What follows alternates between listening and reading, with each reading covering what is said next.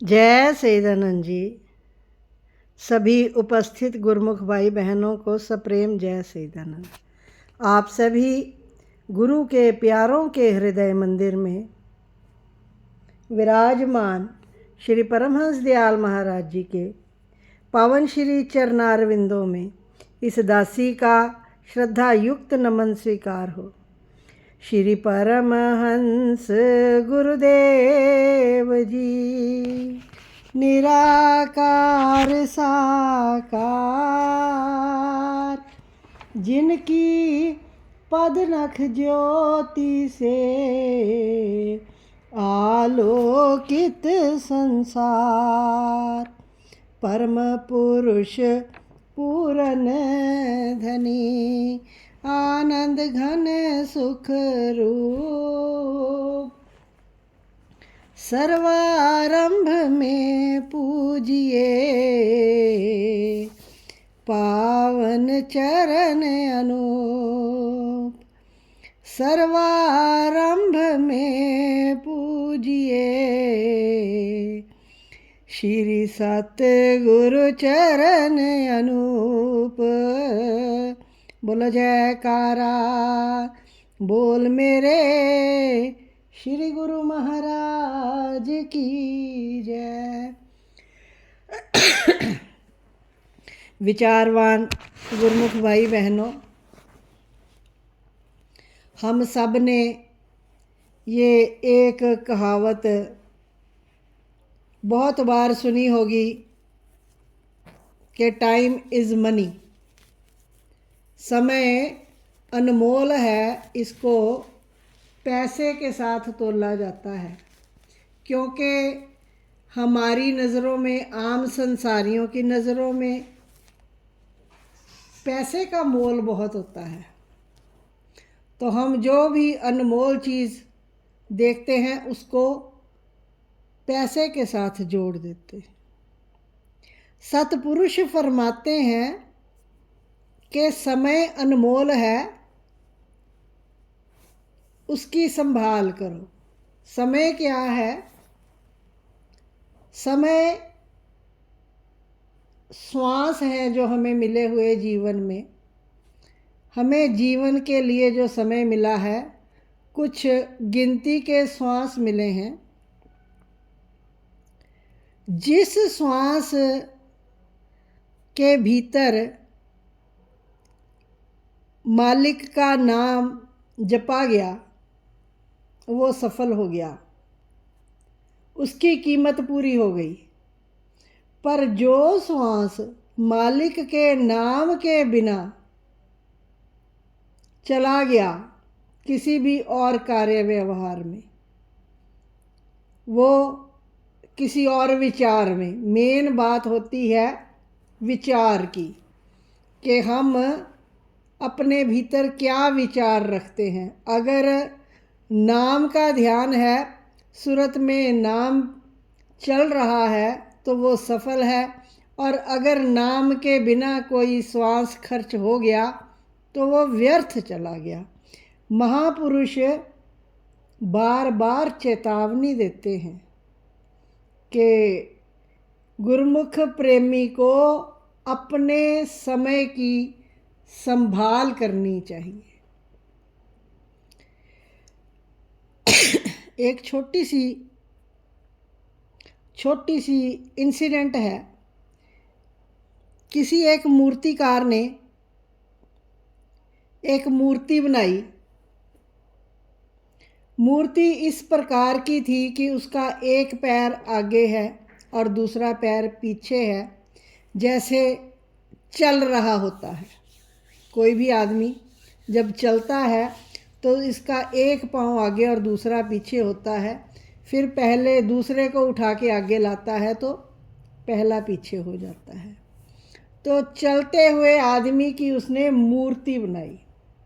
सिर उसका टकला, गंजा, कोई बाल नहीं, मस्तक पर केवल ऊपर बिल्कुल जहाँ से बाल शुरू होते हैं वहाँ पर 2 बाल, और हाथ में बहुत तीक्ष्ण तलवार।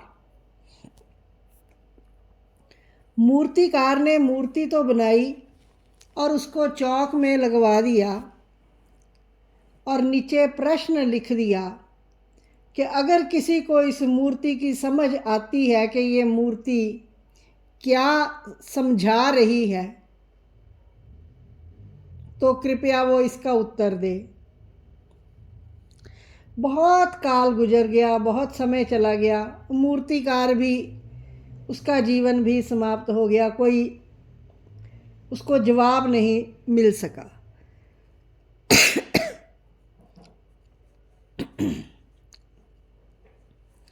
उसने लिखा था कि अगर किसी को इसका समझ आ जाए कि ये मूर्ति क्या कहती है, अगर समझ आ जाए तो उसको जीवन जीने का सलीका आ जाएगा। अब चौक में लगी हुई थी मूर्ति, हर रोज़ अनेक व्यक्ति उसको देखते हैं, कुछ समय नहीं आता आगे निकल जाते हैं। तो एक बार एक संत महापुरुष वहाँ पर पधारे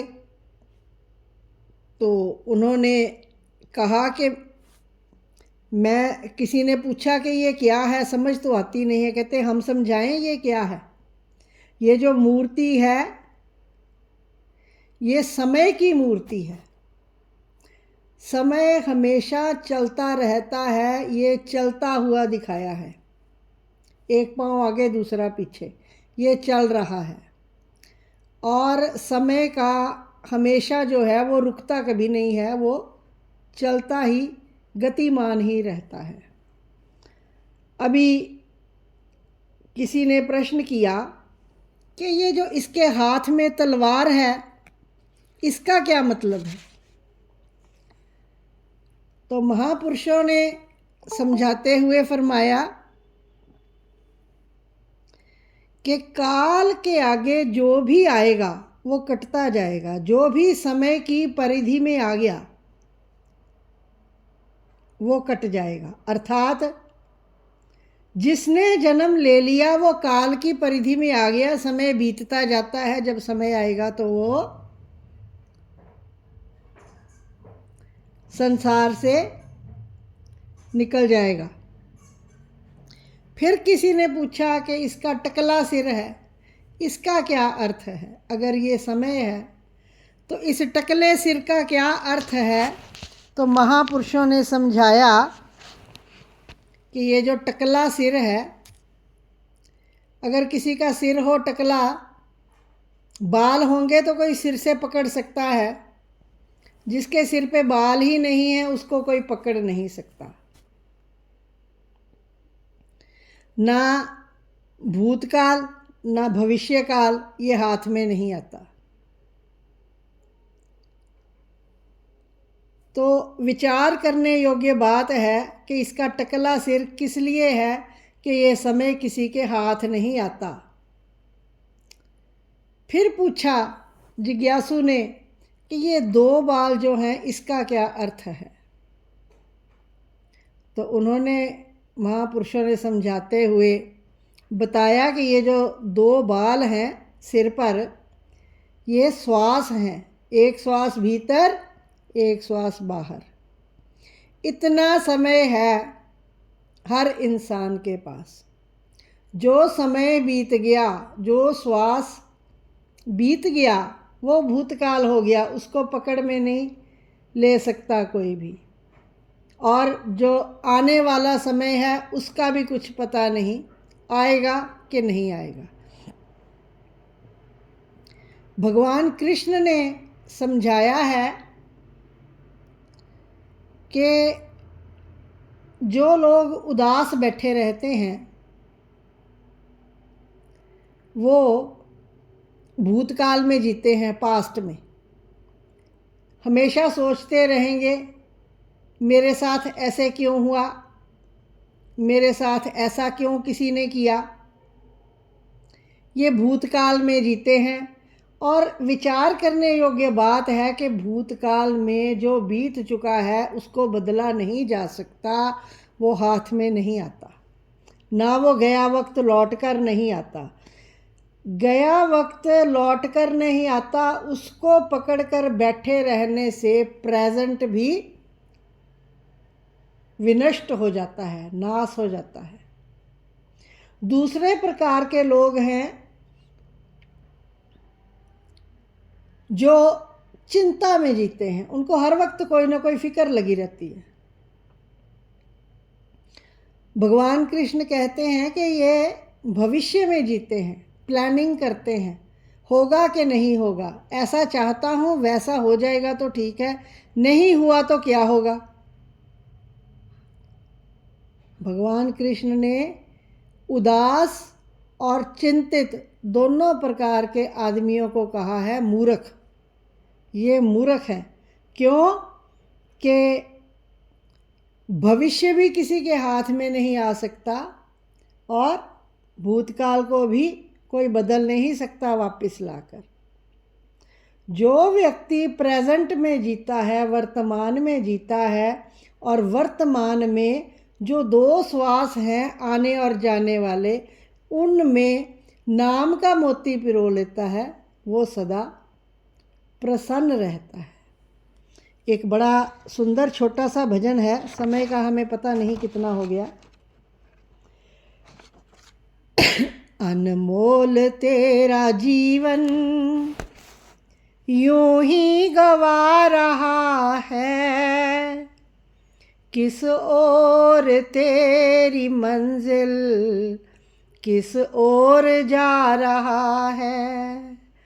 अनमोल तेरा जीवन यूं ही गवा रहा है, किस ओर तेरी मंजिल किस ओर जा रहा है।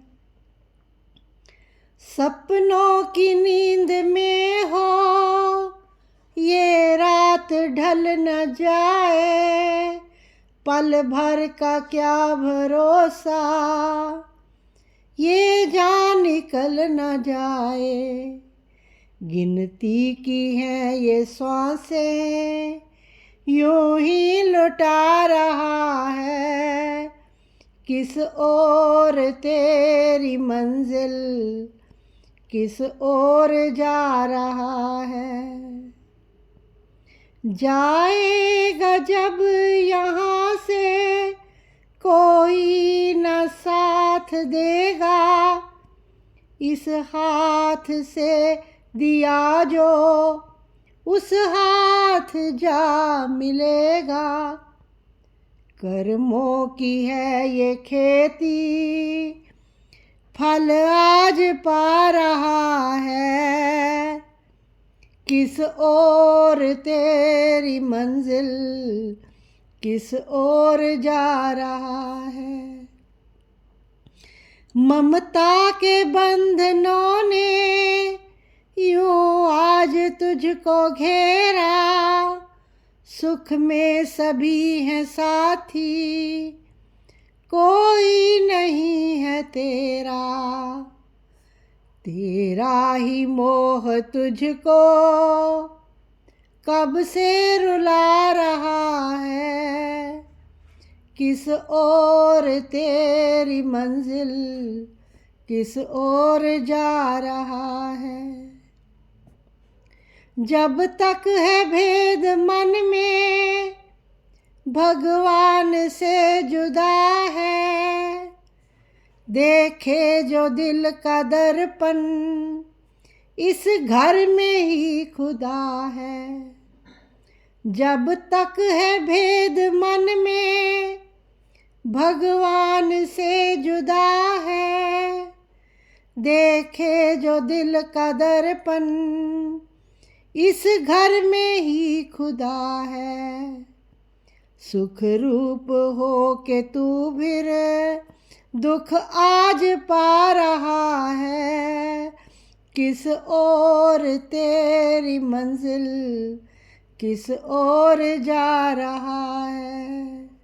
सुख रूप हो के भी तो दुख आज पा रहा है, किस ओर तेरी मंजिल किस ओर जा रहा है।